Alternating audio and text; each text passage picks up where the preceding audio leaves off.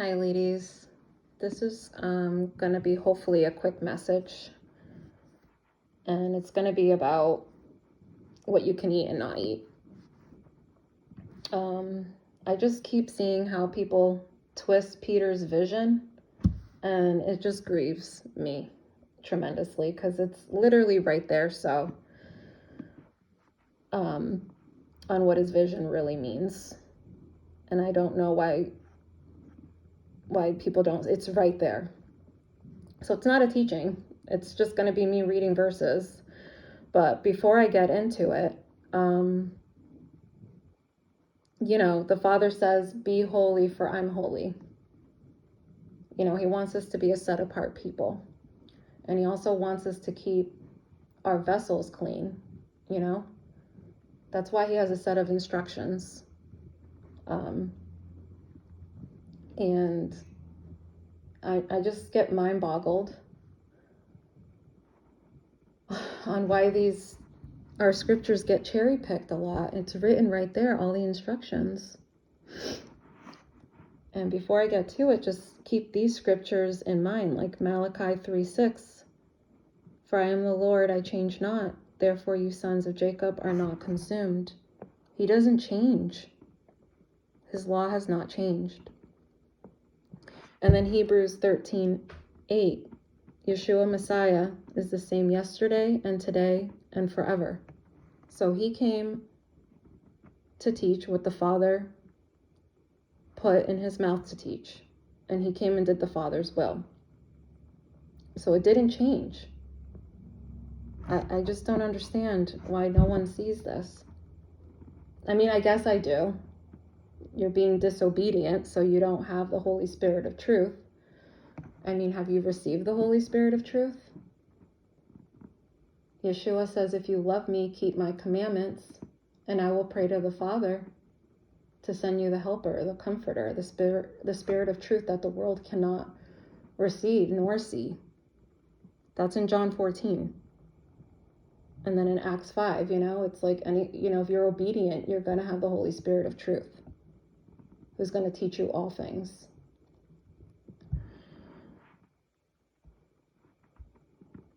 Messiah says in Matthew 5:17 through 19, think not that I come to destroy the law or the prophets. I am not come to destroy, but to fulfill. He came to complete.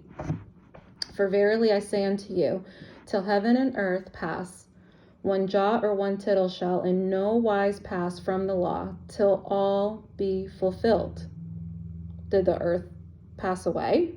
Did the heavens? No, it didn't. So that means his law did not go away. The 10 Commandments did not go away, nor the rainbow covenant, eating clean. In verse 19, whosoever therefore shall break one of these least commandments and teach men so, he shall be called the least in the kingdom of heaven. But whosoever shall do and teach them, the same shall be called great in the kingdom of heaven. This didn't go away once he was crucified. I don't understand why he came to teach for it to all go away once he was crucified. It didn't. Earth and heaven did not pass away. And it says if you break one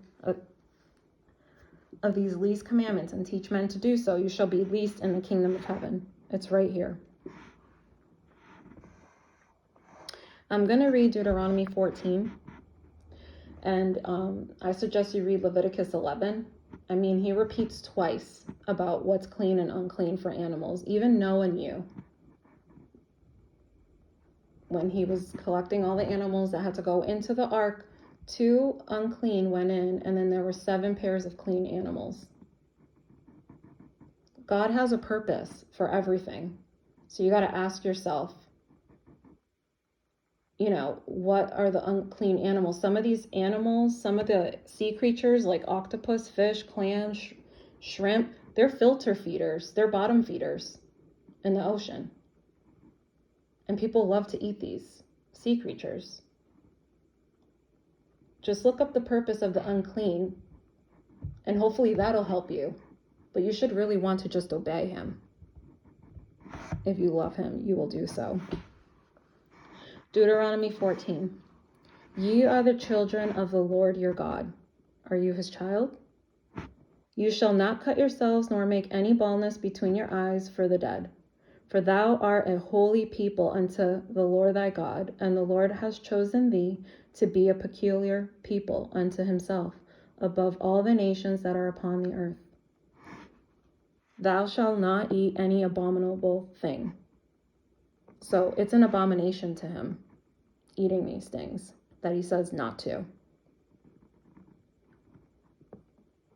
These are the beasts which you shall eat: the ox, the sheep, and the goat, the hart, and the roebuck, and the fallow deer, and the wild goat, and the pygarg, which is, I think, a mountain gazelle, and the wild ox, and the shemi,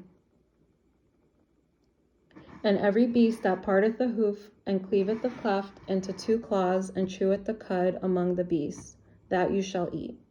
Nevertheless, these you shall not eat of them that chew the cud, or of them that divide the cloven hoof, as the camel and the hare and the coney, for they chew the cud, but divide not the hoof, therefore they are unclean unto you.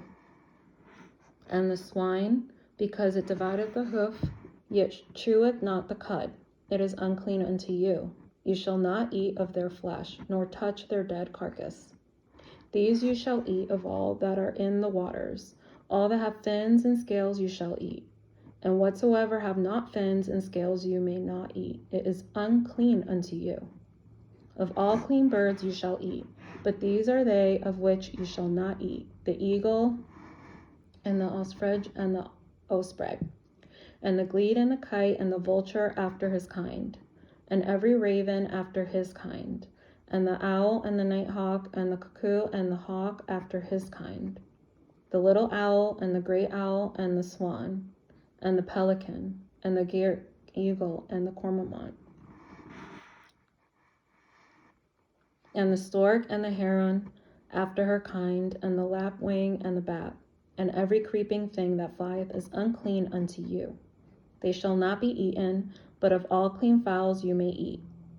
You shall not eat of anything that dieth of itself. Thou shalt give it unto the stranger that is in thy gates, that he may eat it. Or thou mayst sell it unto an alien, for thou art an holy people unto the Lord thy God. Thou shalt not seethe a kid in his mother's milk. I probably went too far, but please read this again. It's Deuteronomy 14 yourself, and please read Leviticus 11.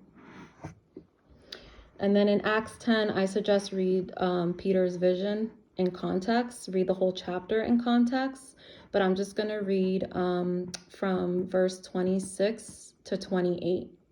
But Peter took him up, saying, Stand up. This is when he meets Cornelius. I myself also am a man.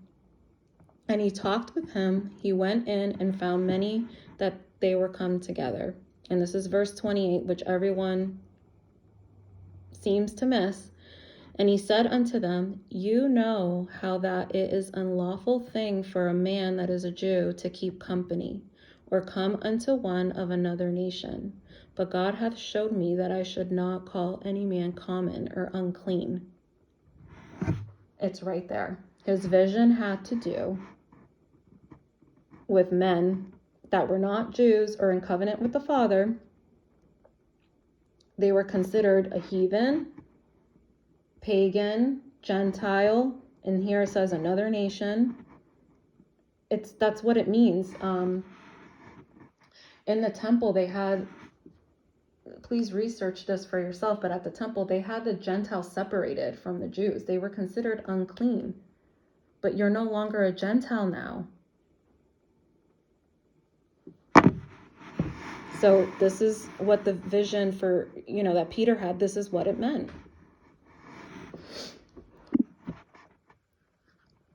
Messiah says, Why do you call me Lord, Lord, and not do what I say? Are you listening to him? Hosea 4:6, God says, My people are destroyed for lack of knowledge, because thou hast rejected knowledge. I will also reject thee, that thou shalt be no priest to me, seeing thou hast forgotten the law of thy God. I will also forget thy children. This is part of his law. It never went away. It's part of the covenant of promise spoken of in Ephesians 2. Keep the 10 commandments and eat clean. Abstain from the blood, spoken of in Acts 15, I believe. If it's not, please forgive me. I'm going to try to link my brothers that did a whole longer, further study into the Rainbow Covenant, and hopefully that will help. But please don't shut your ears. Please read the scriptures that were provided to you. Who do you want to please? He didn't, die for you to do whatever you want. He did it so you can get back in covenant with the Father and to receive the Holy Spirit of truth. Don't you want to please him? Don't you love him? Everyone loves to say, he loved me, he loved us, for he died. What about you? Do you love him in return? If you love me, you will keep my commandments, Messiah said. How do you love God the Father? Please read Deuteronomy chapter 4 through 8 if you don't know.